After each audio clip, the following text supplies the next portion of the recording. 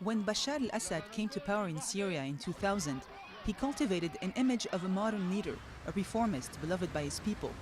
That image was shattered 4 years ago, when what started as a civilian uprising developed into a full-fledged armed conflict. Throughout, Assad has refused to show signs of weakness. Despite mounting civilian casualties, accusations of war crimes and the use of chemical weapons, his rhetoric has grown increasingly uncompromising. Like in an interview with AFP in January 2014. Should Syria lose this battle, that would mean the spread of chaos throughout the Middle East. This battle is not confined to Syria and is not, as Western propaganda portrays, a popular uprising against a regime suppressing its people and a revolution calling for democracy and freedom. Western nations have repeatedly called for Assad to step down until the rise last year of the jihadist group that came to be known as Islamic State. With holds on both Syria and Iraq, they've gained a reputation as ruthless and bloodthirsty. Now, Assad's departure from power is no longer a sine qua non for a resolution of the conflict. Recently, the UN Special Envoy for Syria described him as a part of the solution. He didn't create the jihadists created themselves.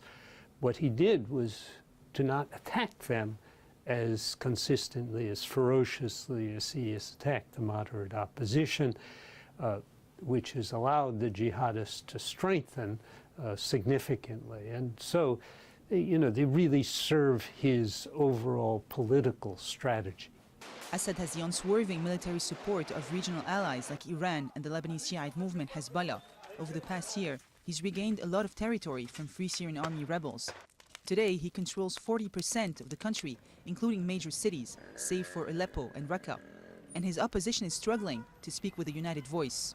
Right now, Bashar al-Assad doesn't feel he has any competition. He doesn't need to come to the negotiating table in good faith because he's winning militarily and there's no political competition. But 4 years of armed conflict has wrought massive destruction. Close to 12 million people have been displaced, including 3.8 million who have fled to neighboring countries, with the casualty toll close to 210,000. In divided Aleppo, residents in rebel-held areas are yearning for change. For us, Bashar al-Assad has fallen a long time ago. People are trying to cope, but we hope the opposition will bring us a better alternative. We feel Assad has been long gone, but the rest of the world has given him the green light to stay in power until now. Assad seems to be making up political and military ground, but despite support from Iran and Russia, his next challenge could be financial. Even though there is no end in sight to the conflict, experts are already saying reconstruction will likely take decades and require billions of dollars.